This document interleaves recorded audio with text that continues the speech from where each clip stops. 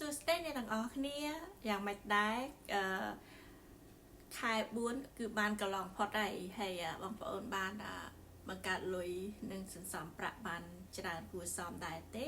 នៅក្នុងការវិនិយោគទុនហើយសង្ឃឹមថាបងប្អូនmake good money ហើយម្យ៉ាងវិញទៀតថ្ងៃនេះគេ market គេអត់បានបើកទេខ្ញុំមើលព័ត៌មានខ្លះដែរហើយខ្ញុំបានឃើញថាថ្ងៃច័ន្ទទីខែ5ថ្ងៃ4ហ្នឹងគេនឹងមាន Palantir និង earning call ហើយចាំមើលស្អែកនឹងមានព័ត៌មានអីផ្សេងចេញមកទៀតចាំខ្ញុំអាប់ដេតជាមួយបងប្អូនហើយក៏ដឹងថាថ្ងៃច័ន្ទនេះគឺ Palantir earning call ហើយពេលមាន earning call អញ្ចឹងបើសិនជាព័ត៌មានគេល្អគឺអាចមានលេខ number គេល្អវាទាំងឡើងហើយបើសិនជាមាន hit new អីដែលមិនសូវល្អ Palantir នឹងធ្លាក់ចុះហើយបើសិនជាធ្លាក់ចុះខ្ញុំនឹងទិញបន្ថែមព្រោះអីខ្ញុំមានប្រហែលជា100 share នៅនឹងដែរអត់បានលក់ទេហើយបើសិនជាវាឡើងប្រហែលជាខ្ញុំលក់យកលុយចំណេញខ្លះហើយថ្ងៃនេះខ្ញុំមានតែប៉ុណ្្នឹងឯងមកអាប់ដេតជាមួយបងប្អូនប៉ុន្តែដោយសារតែខ្ញុំចង់បង្ហាញបងប្អូនដែលដើមឈើដែលមានពណ៌ខ្មៅហើយនេះជាដើមឈើរបស់ដែលខ្ញុំដើមឈើរបស់ខ្ញុំដែលខ្ញុំស្រឡាញ់ហើយ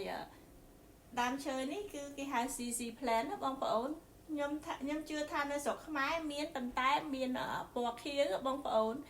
ដើមឈើនេះគឺពណ៌ខ្មៅបងដើមឈើនេះគឺគេថាដើមឈើសំណាងហើយបើសិនជារិស័យយើងឡើង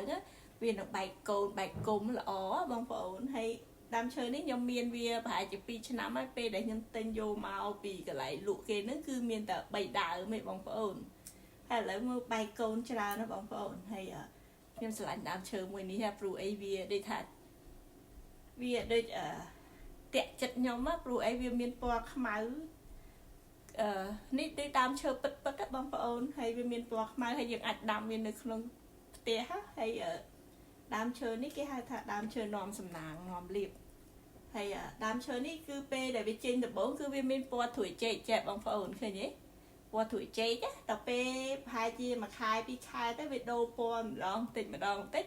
វាទៅជាពណ៌ខ្មៅចាបងប្អូនហើយដើមឈើហ្នឹងពណ៌វាខ្មៅក្រឹបហ្មងបងប្អូនដូចឃើញបងប្អូនមើលក្នុងវីដេអូហ្នឹងគឺខ្មៅដូចផ្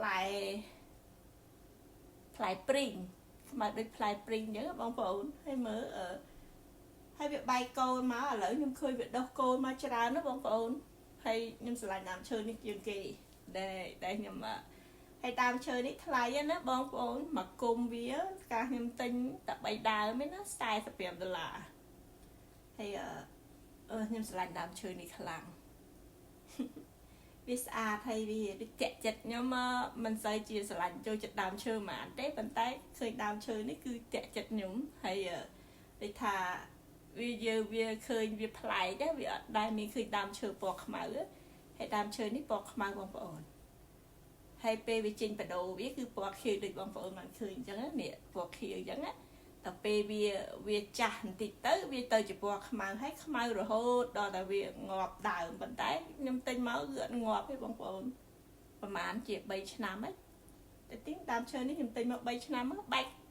កកូនមកប៉ុណ្្នឹងឯងបងប្អូនដើមឈើនេះគឺកម្រនឹងដុះកូនណា